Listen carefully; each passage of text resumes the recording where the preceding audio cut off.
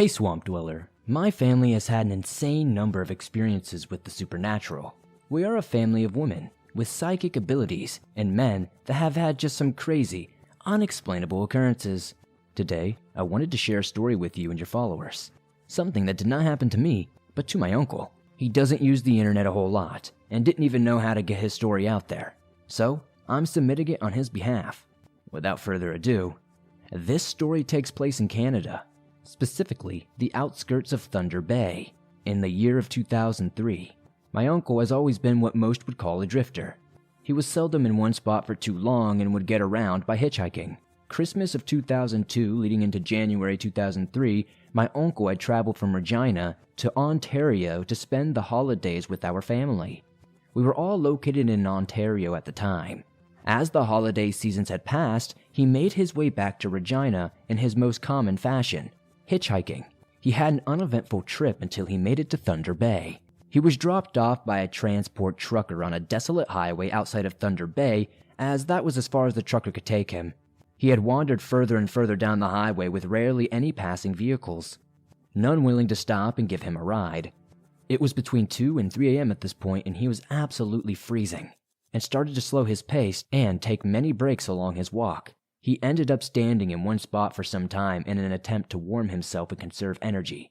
It was under a streetlight, and his spot was well lit. Suddenly, he began to hear what sounded like branches snapping behind him in the tree line, about a half a football field length away. He chalked it up to a deer or a moose, as the deep Canadian forest is full of wildlife that are quite active at night. He then heard what sounded like a groaning sound, muffled and almost sounding like a human, but not quite.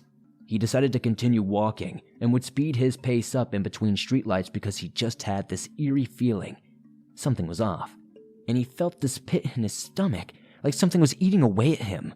He could hear whatever it was in the tree line following him as he moved. It seemed to mimic him almost, but it seemed to remain in the tree line. Branches cracked, and in between cracks he could hear grunts and groans. Then it hit him.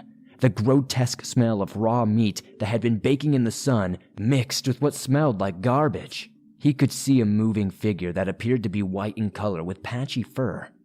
He had never been so afraid in his life, with no way to call for help and the isolating feeling brought on by the realization that not a single vehicle had passed in hours. He felt helpless and feared for his life, quite frankly. He tried to keep moving. Faster and faster, the creature kept this pace, yet still remained in the tree line, just out of sight, almost as if it was playing with him. He stopped as he approached the final streetlight on this stretch of highway, and felt the most fear he has ever felt in his life. The streetlight's dim light was the only sense of safety he was able to grasp, and now it was gone. He turned to face the tree line and noticed that he couldn't see or hear anything, and he had thought the creature had given up on him. He almost sighed a breath of relief, and he heard a branch snap once more, almost directly in front of him. What came next has stuck with him, a shriek so loud and shrill that it made his entire body freeze up, rendering him in a state of shock paralysis. Thankfully, headlights approached and came to a halt beside him. He hadn't even the capacity to turn and try to catch a ride. He was still paralyzed with fear. It was a lovely man in a large black Jeep. The gentleman screamed at my uncle to get in the vehicle, and he did not protest and jumped right in. Naturally, not his first instinct, as he prefers to get a feel for the person stopping to pick him up. But the man had a tone of urgency and fear, and my uncle did not want to be a meal for whatever that creature was. As soon as my uncle jumped into the Jeep, the man sped off and then parked about 20 minutes up the road and explained to my uncle what he had saw when he was approaching him on the highway. My uncle was so grateful that the man had seen what he did. Based upon the description, my uncle's in-depth research of cryptids following this experience, we all believe what my uncle saw was probably a Wendigo, or something of that nature.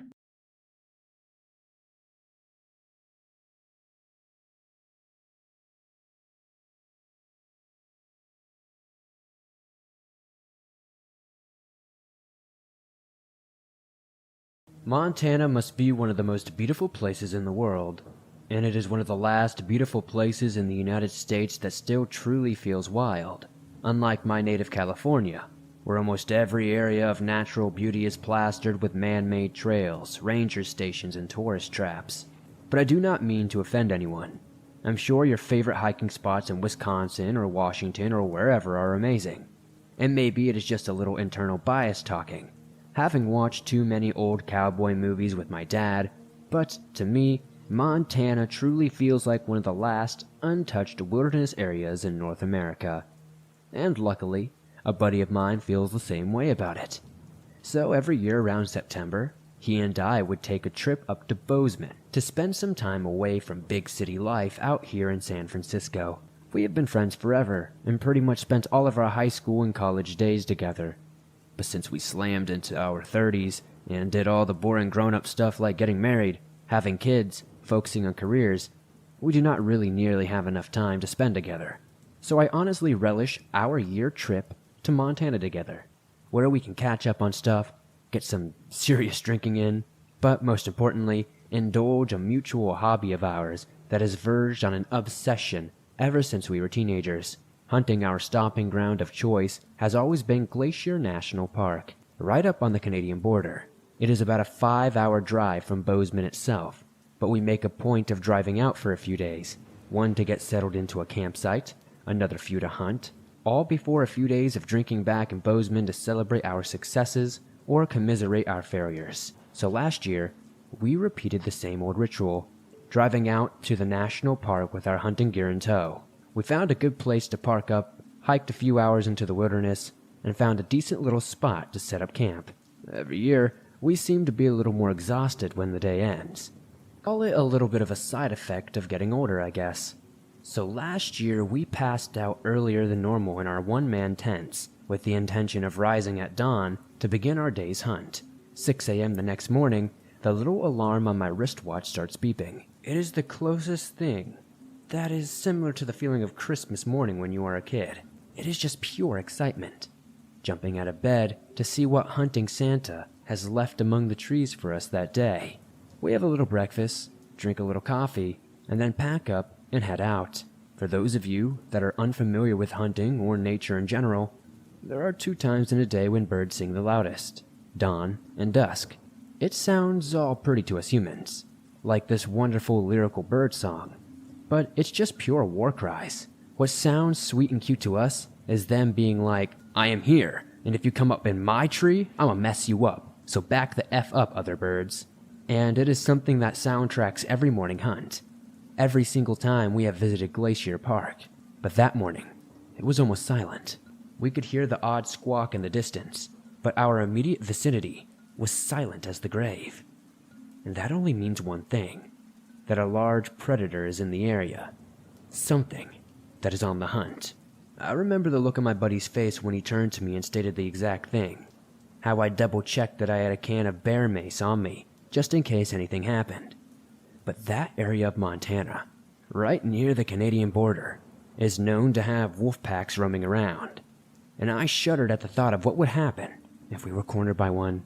2 aging city boys would be run down in an instant. We would not stand a chance. We would be torn apart and eaten alive right there on the forest floor, probably before we could even get a shot off. Trigger discipline is probably the most important aspect of firearm safety, but I struggled to keep my finger off the trigger of my Remington once I had racked around into the chamber. The fear was palpable. It felt like something was close, real close, and in the woods as dense as the ones we were in, something could be on top of us in just seconds. Then, after another mile or so of walking through the near-silent forest, we saw it in the distance, a grizzly, and it was freaking huge. I'd never seen one in the flesh before that day, and I was completely overwhelmed by the size of that damn thing. I mean, they were monsters, in the very sense of the word. Just a damn flesh tank, a ball of muscle and sinew, perfectly designed to chase down, kill, and shred whatever they want. We watched it staring back at us. It had this dull expression on its face before it sniffed the air a little bit, catching our scent. We must have looked like frightened little boys, but to the grizzly, we were nothing. This was just another day, and we were just another meal, another kill, business as usual. We just slowly walked on, keeping our eyes on that murder machine the whole time, until it was eventually out of sight. We are not dumb. We knew we could not just hang around and carry on our hunt with that thing in the area, especially not since it had our scent. So, slowly, but surely, we made our way back to camp. with the intention of packing up and moving to a safer area. But God laughs at well-laid plans, and about halfway back, as we were keeping our heads on a swivel, trying to keep an eye out for that thing stalking us through the trees, I heard something heavy, and it was bounding straight toward us. I could not see it right away, and frankly, the idea that something so huge could just creep up on us like that is something that is just pure nightmare fuel to me. But stalk us it did, and in a moment of pure stomach-churning horror, it knocked my buddy to the ground as easy as a grown man might knock over a child. I mean, it just sent him crashing into the dirt, and it was on him within seconds. How I managed to miss that thing's head with my first shot is something I will never really understand. I'm an experienced hunter, and I'm a rather good marksman, but pure panic took over. Crippling fear just had me turning to jelly. The feeling of expecting to see my best friend in the world torn apart before me is something I am never, ever going to forget. I am not military. I have never had any official training. Nothing like that. So, I did not even think to work the bolt action and chamber another round. I just went for the bear mace, spraying it right in the eyes of that thing as it slashed its claws across my buddy's chest and face, tearing up clothing and flesh with deep, gouging strikes. His screams, though, that is what I kept hearing in the quieter moments during the months following that trip. These blood-curdling screams as he thought he was going to die. And not just die, be eaten alive, watching his own guts being torn from his body and chewed up right there in front of him. But it worked. Somehow, the bear mace just worked. It immediately stopped clawing at my buddy, started wrinkling its nose, and doing these weird like sneezes or coughs. I cannot really think of any way to describe it, but what was obvious is that it was in considerable discomfort as the ingredients in the mace went to work on its nose and eyes. Then as suddenly as it appeared, it took off again, crashing through the trees, smacking into the odd tree here and there. It obviously struggled to see where it was going. Then it was just a case of checking on my buddy. But Jesus Christ, he was an absolute mess. The bear's claws had torn off chunks of flesh from his face, shoulders, and chest. And blood was everywhere. And I mean everywhere. I was frantic too. I kept alternating between trying to tend to his wounds and looking around to make sure the bear was not charging us again. When I think back to it, I can only see certain frames. It's not like a movie in my head. It's just like still pictures, very patchy. A side effect of the adrenaline, I guess. The blood is leaking off my buddy as I help him to his feet. He could run, but the attack had stunned him, and he was shook very violently as I pulled him up and started dragging him back in the direction of our campsite. I knew the bear mace and bear spray or whatever you want to call it had worked, but for how long I had no idea. So we ran as fast as our legs would carry us through the trees and over hillocks until we saw the bright orange fabric of one of our man tents. Another weird memory I have is of my buddy applying his own gauze bandages. You like to think the guy would be in major pain, but he was just running on pure adrenaline. That bear tore him up bad, but he could not feel a thing. It was just pure survival instinct kicking in. He was a survivor, and he was not about to go down easy. And in a twisted kind of way, I was proud of him. By that point, my one major concern was that he would lose too much blood on the way back to our truck. I mean, he had already left a blood trail from the scene of the attack, so the bear would be able to trace our path really easily if it wanted to.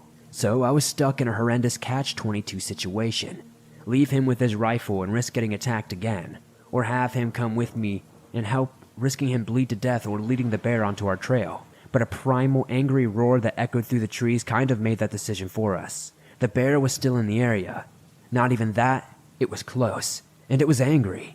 I wrapped half my buddy's head like a gauze, taped a buttload of whatever I had to his chest so it would stop bleeding, and we got to running again.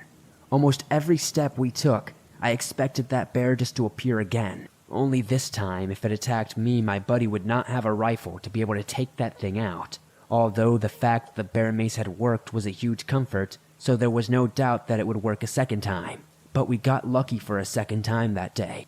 The first time when the injuries to my buddy were not as bad as they could have been, and the second time when that bear did not rally for a second attack. We made it out of the park, and down to a place called Ennis quickly. We visited a medical clinic, got my buddy all stitched up and patched, then actually headed to the bar to just decompress. and unwind from the nightmare that we had just lived through. My buddy did not have to buy a single beer that night, not as he told the story of getting full-on attacked by a fully grown grizzly bear. We are not sure if we are going to go on our trip this September. All this COVID stuff aside, I'm not sure either one of us is quite ready to go back to that horse. But I look forward to the day that we are. I am not going to let a horrific encounter like that ruin the one thing that kept us close for so many years. I have a couple of stories to share here, all of them involving my family's cabin in a small town in Wyoming. So, for starters, I need to put this into context. I was born and raised in South Dakota, and if you ever look at a map of it, you will see that it's a great beige rectangle with a singular circle of green right on the west side of the state. That is where I grew up. Now, the west side of South Dakota has some amazing sights, and it makes up for there being pretty much nothing to do here. But nothing here holds a candle to the cabin. The cabin is exactly what it sounds like, a log cabin with no running water, a well, and a creek adjacent. The only modern part about it is that it has electricity, and that was added in the 1930s. It is an hour away from my hometown, and if you die up there, there is no chance you will ever be found. So, it is my favorite place to go. It was great, and when I was stressed from high school and such, and I wanted to get away, it was exactly where I would go. And now that I am 25, it is still my favorite place to unwind after a long week. But it has its quirks. I'm going to start with the most normal of stories. Not normal because this stuff happens all the time, but because there was no paranormal, extraterrestrial, or ooga booga stuff that I could really lay on for an explanation. I was 13 years old at my sister's birthday party. My sister and I always celebrate our birthdays up there. My dad had to leave to take my sister's friend who could not sleep over back to their home. My mom does not like to spend the night up there, so she left before sun went down. This left 13-year-old me with about 5, 10 to 11-year-old girls. In short, I was miserable. I was poking at the fire, planning on dropping some scary stories on them so that they would have nightmares when I heard a distinct rustling noise coming from the dry creek just ahead of us. I looked up from the fire and saw a figure approaching us. I told my sister to quietly get back to the cabin. She looked at me and was about to say, "Why?" when she saw that my eyes were fixed on some sort of singular point. She followed my gaze, and not long after she saw the old bearded man, wide-eyed and stumbling toward us. She screamed, prompting her friends to scream, and they all ran back to the cabin. The screaming stunned me, as I was sure that this man would now proceed to kill me after he was done marching to the cabin, and then would finish off the girls. But that did not happen. Instead, he stopped and just started mumbling some incoherent nonsense. I could only make out a few words, something about deer, rope, and crick, and some sort of razor blade. Eventually, I gathered up the courage to tell him off. I let him know there were guns in the cabin, and if he did not leave, I would go get one. After I said this, I began to walk towards the cabin and eventually retreated inside of it. We told my dad when he got back what happened, and he wasted no time gathering up people from the surrounding community. The old guy was caught, but not by the police. He was caught by his daughter, who thanked my dad. I was not there for that part. This guy was just an incredibly old man with dementia who wandered out of his cabin and followed the road to ours, thinking it was one of the cutoffs to the creek. As for the razor blades, well, back in the 1970s, a group of rednecks got tired of city people swimming in their creek. So, one of the rope swings they attached had razor blades on it. A bunch of kids got their hands cut up, and the rednecks were never caught, and all they managed to do was get basically every rope swing cut down and banned from the area. I feel sadder than scared when I remember this. However, this is only the first story I have up there. Now, before I go any further, I need you to realize that this place was located on a mountain. It was very remote, as I explained earlier, but definitely had something living on the land. When I was a teenager, I used to hang out there with my friends all the time. We'll call them P and S. just for anonymity's sake. So, one day, we were just sitting outside and talking about all the weird stuff that has happened out here and this road that we were on. We were just taking a walk and trying to enjoy ourselves. It just goes straight up into the woods from here. And as we were sitting there just talking, all of us got the worst feeling of dread. This was not normal. It felt like I was being watched from all sides. Just to let you know, we were still close enough to where I lived to be able to see the motion lights and everything else. That's when we noticed out of nowhere, the motion lights had turned on.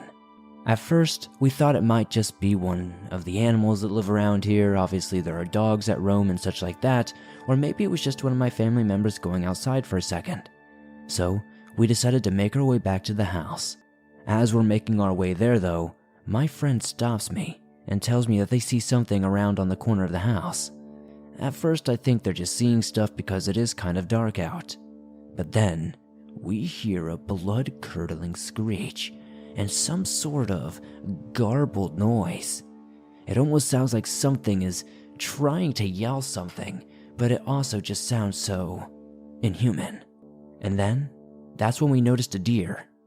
It was standing there, looking at us with these whited out eyes. They looked clouded, is the best way I can describe it. This thing was absolutely massive though. It looked distorted. It looked wrong. It was just like all of the stories I have heard on this channel in the past. It was at that very moment I knew I was either looking at a skinwalker or a not deer. Now the first thing I did was hold my breath and get ready to tell my friends to run as fast as they could to the front door. We were on a mountain, far away from the next town, and there was nothing that could come save us if this thing got angry and decided we were its next meal. So we begin sprinting towards the door, and it looks like this thing is beelining to cut us off. But strangely, as we are about to intersect and almost run into this thing, it suddenly turns and runs the opposite way, but on two legs, and is suddenly yelling something that I can't quite make out and decipher, but it sounds like a distorted radio, like when you hear a radio just malfunctioning incredibly going through station from station. That's what this thing sounded like. We could hear it bounding through the forest, going up higher into the mountain. I don't know what we experienced that night, but I'm just glad that we got away with our lives. I know for sure though, that what we encountered must have been a skinwalker, and I have since dubbed that area Skinwalker Mountain.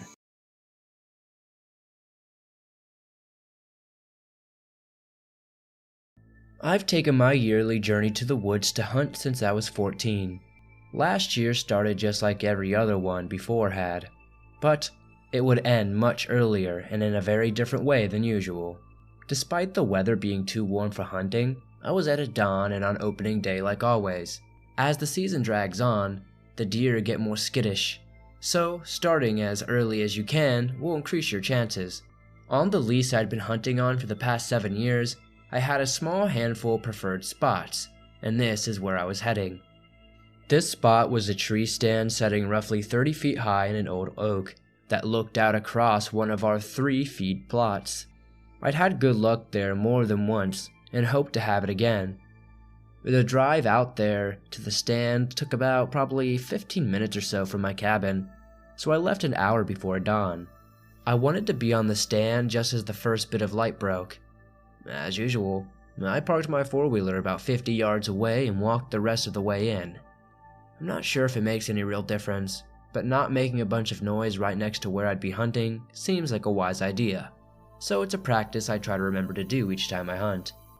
Although I'd been up for over an hour and had a couple of cups of coffee, I was still a little bit groggy. I've never been a morning type of guy, and once I retired, I've gotten up when I woke up, no certain time. So I slung my rifle onto my back and began the climb. About 3 steps from the top, with the seat in sight, one of my feet slipped from the ladder, and I fell about 25 feet onto my back. Somehow, my rifle ended up next to me rather than under. There was no pain at first, so I figured I'd just get up and dust myself off. However, I discovered very quickly that at least one, if not both, my legs were broken. As I sat up to examine my legs, the pain began shooting throughout my back and body. It appeared then that in addition to broken legs, I had incurred a major back injury.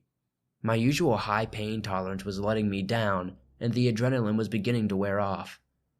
I knew in a matter of minutes I was going to be screaming in pain. I began feeling for my phone, and soon found in my chest pocket. Luckily, I didn't land on my chest. Right. Being out in the middle of nowhere didn't necessarily mean there wouldn't be any cell service. In my neck of the woods, cell towers are more common than trees. I dialed 911 and waited, but the call dropped off. The pain was making me very nauseous, and I was having a hard time concentrating. It took me a moment to realize I was going to need to move if I had any chance of getting help.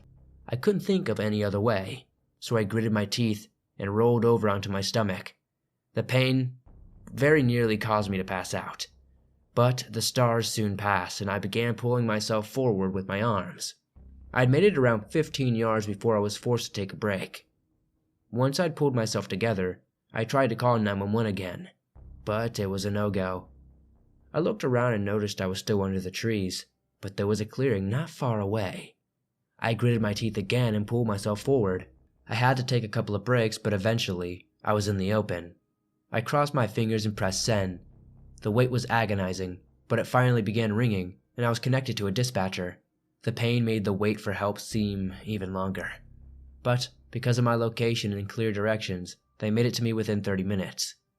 As I laid there, I watched the sunrise, thinking how beautiful a scene it was. I only wished it was under better circumstances.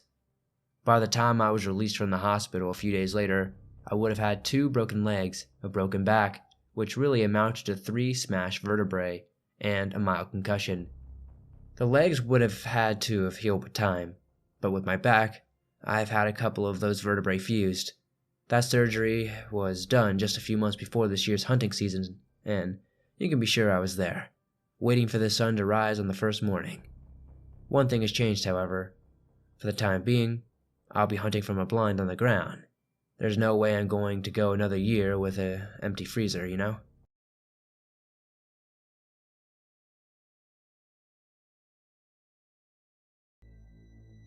This is one of the scariest experiences I have ever had. My 80-year-old grandpa, who walks with a cane, has COPD and very bad knees, that I will refer to as Papa, and I were white-tailed deer hunting in the hills of Oklahoma. We had a spot right off the side of a mountain where we could walk off the side and find 2 separate trees to sit beside. Now, we had hunted the spot many times in the past and always saw something. The morning of that fateful day was foggy. We couldn't really see 10 feet in front of you. We got out at a spot right at daylight and were loading our guns. I only have a single-shot .223, and he has a lever-action .30-30. As I'm leaning over and drinking the last of my hot chocolate on the truck, something caught the corner of my eye. I could see something's feet slowly walk across the road we were parked on. Now, all I can see is 4 things moving across the ground and nothing above. It honestly looks similar to frog feet. I let Papa know by pointing it out, of course, but he can't see it. So we go ahead and walk in the woods, and the woods are deathly quiet for the rest of the morning. We go back to the camp and wait until about 3 so we can go back to our spot. Once we're back in our places by the trees, the woods are still deathly quiet. No birds, no bugs, nothing. Then I see it about 100 yards in front of us. Something flicking its tail. The tail flicking, I know, could be a cat. A big cat. This thing could move like a bat out of hell. Let me tell you that the moment I saw this thing, it seemingly knew and took off to our side like a rocket. I knew it was stalking us. I get it moving slow and got to my papa. I told him what was going on, and he gets serious and tells me we have to go and get up. He takes the front, and I walk backward and sideways up the hill. While he was there sitting for a few times, because, like I said, his bad knees, we had to take multiple breaks. I see the cat every time, but he's always in a different spot. We finally made it back to the truck and got out of there. We didn't go back to that spot for another year or so,